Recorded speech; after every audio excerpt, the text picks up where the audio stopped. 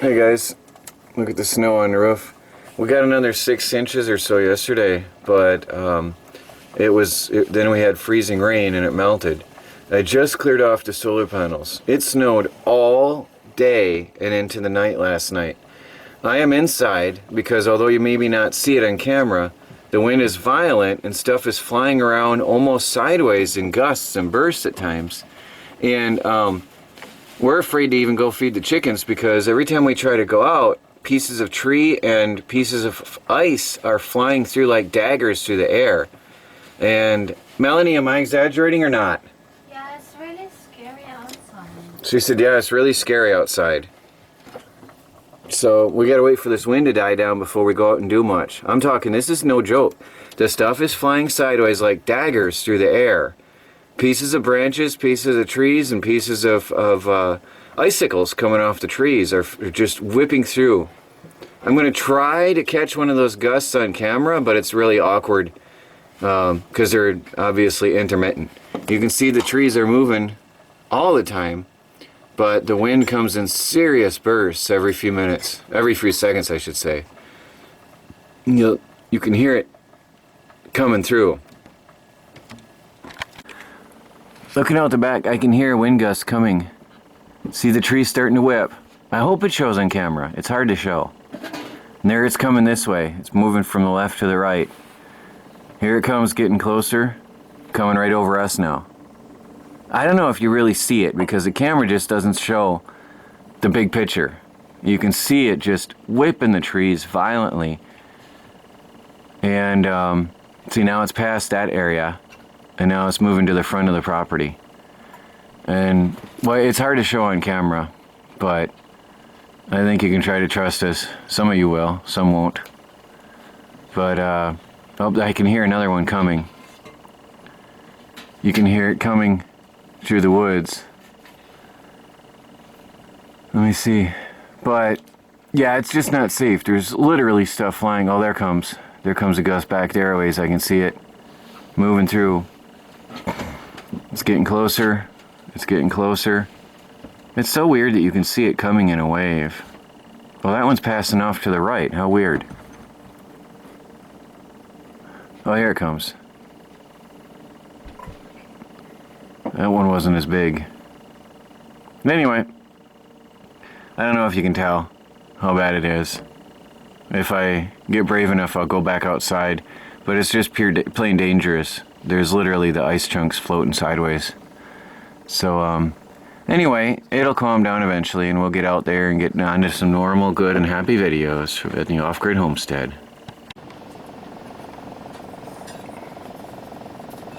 I don't know if you can see. By the time I grabbed the camera, it's done. There was stuff flying right sideways past the house. It comes and goes. Really gusting. I can feel the wind blowing through the window of the house. There goes some snow blowing sideways. It's powerful out there. It's really wicked. But we're getting some good solar.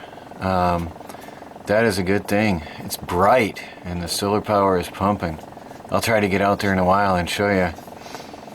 Maybe you can tell by how fast the clouds are going by how powerful it is out there. Well, I wish I could catch it in time. It's just impossible to grab the camera in time when the wind gusts.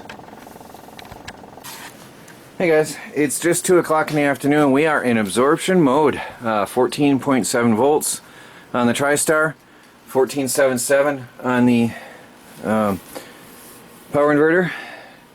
So we're pulling in 15 amps.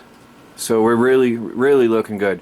Considering yesterday we were down to 12.6, 12.67, and that was with no sunlight all day, so we were very sparing.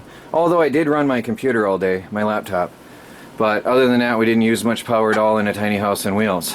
So today we're picking it right back up. All the solar panels are in full sunlight. The sun is just reflecting off the snow powerfully, so we're looking good. Hey everybody, I have a package in the mail from Amperics. And the baby's kicking the camera. Baby, don't rub on the camera. I got a box here. It's more interesting for you. Now this has a lot to do with the motor generator I'm working on.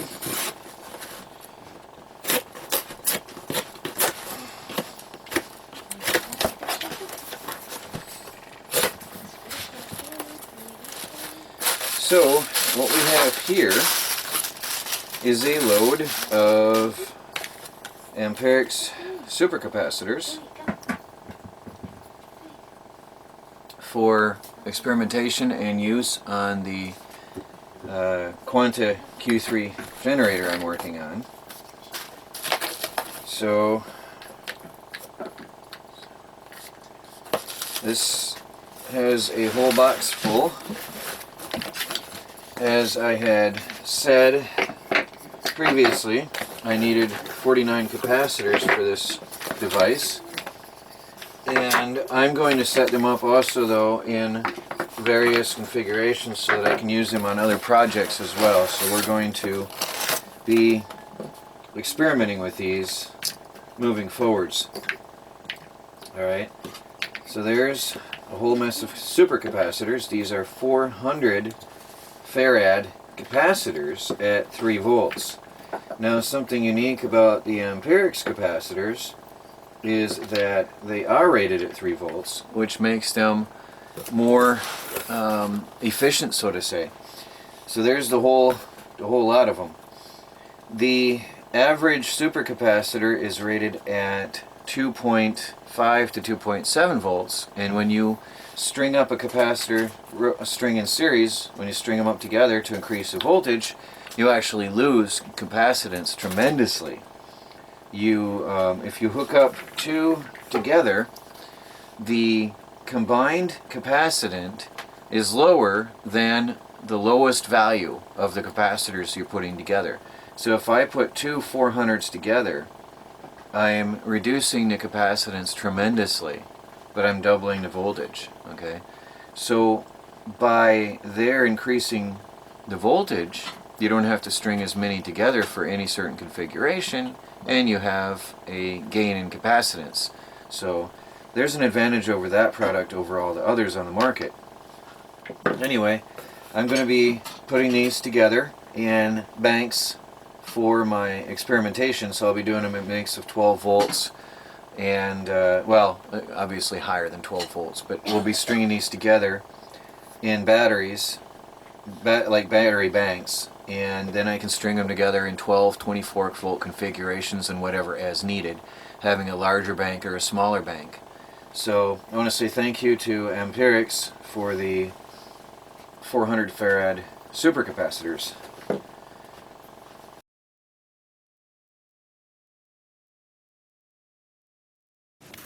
Hi guys, it is so bright out I can't even see. I have my hand over my eyes to protect them, which means great solar. Let me show you what's going on. Now it's 12 o'clock in the afternoon. I was running around digging out the car earlier, broke the car out, so that's good news. But you cannot walk with your eyes open or without sunglasses out here. Let me go show you the solar and see what's going on out there. But this is really good power. I can't even see my camera display. I can't see a thing, it's so bright. I can't even tell if I'm recording. It is just bright, just crazy bright. So let's go inside and see. Alright guys, absorption mode 14.8 volts on the inverter, 14.7 on the TriStar. We're pulling in 8 amps on the TriStar, 0 on the Renogy. It's kicked it out. So we're already in happy mode. And I've got the laptop on, and Melanie's been running lights. The laptop is just full blast. The battery is dying on the laptop after 1 year. So I've got that plugged in full time now when I'm using it. So we're pulling some power on that, and absorption mode at lunchtime. This is just really, really good. I'm working a little bit on maple sap, but oh, we're in float mode. It's 2 o'clock in the afternoon, we're in float. So that's a beautiful sight. Really, really good sight. Well guys, day is coming to a close, sun is setting. We have been busy. I'll show you what we've been up to. First I want to have a look at the solar. Oh, still in float mode. How nice. 13.4 volts float mode. Only 16 watts on the TriStar and 0.8 amps on the Renogy. Still float. That is great. So we've been floating all day. Really, really good news. It's turning muddy and soupy. I'll show you a little bit here. A little bit of soup. So it has been thawing and our pathways are spreading. I just got the bike back from going to get mail. I took the 1 mile ride out to get mail. I really love that. Snowplow came today, by the way. I won't go up there and show you, but the snowplow was here and cleared out the land all the way up to us. So that was very good. And so we'll be able to come and go. We still have to clear out all of this, but we'll be able to come and go as we please now. And that's nice. I just got to shovel the rest of this. We have been shoveling a lot, but I'll show you where we've been shoveling. By the way, this is why I did not go outside the other day. All right, just look here. Branch, branch, branch, branch, branch, branch, branch. Okay. I don't know if you can see that very well. The ground is littered with pieces of branches that were flying here. There's a piece, there's a piece, there's a piece, there, there, there, there, there. Here, here, here, here, here, here, here, here, here, here. It's just littered with pieces. The whole land is littered with pieces of trees and branches that were projectiles the other day. Just really mad. I'm sure you can't see it as well with the camera. As you can see, it's just, it was madness. Everywhere you go, there's pieces of branches down. Of course, it sunk into the snow today. But yesterday, I'll tell you what, we were in danger for literally of our lives for going out at all yesterday. Again, it's really hard to catch on camera and to show you the extent of it. Branch, branch, branch, branch. Here, here, here, here, here, here, here. There, there, there, there, there, there, there, there, there. It's mad. It was dangerous out here. Here, we've been shoveling some. This area. Chris got a nice little place. There's Chris. Hey guys. And we're boiling sap. Got it going hot and heavy. Rolling boil.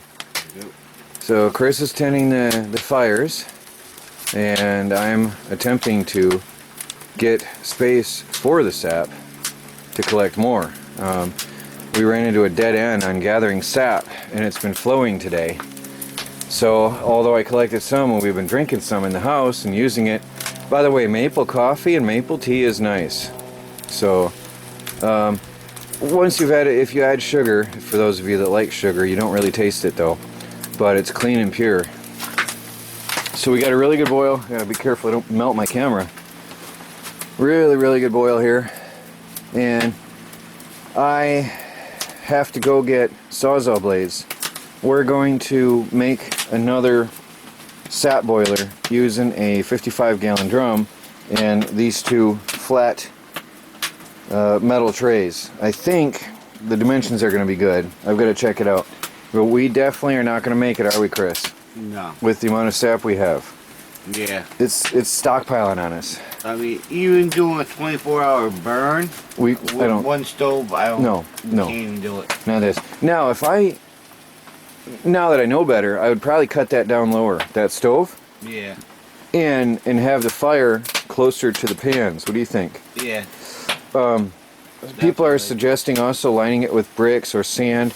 The problem with sand is it would rust that thing out in minutes. Well, you know, in one season that'd be rusted out. Anything damp up against that wood or that metal, that thin sheet metal. So anything that might hold moisture in an outdoor environment, although it's semi-enclosed, that would rot out in a hurry. So that's the only problem I have with that. But for now, we are boiling hot and heavy. And I'll show you inside. On the wood stove, we have the finishing going on.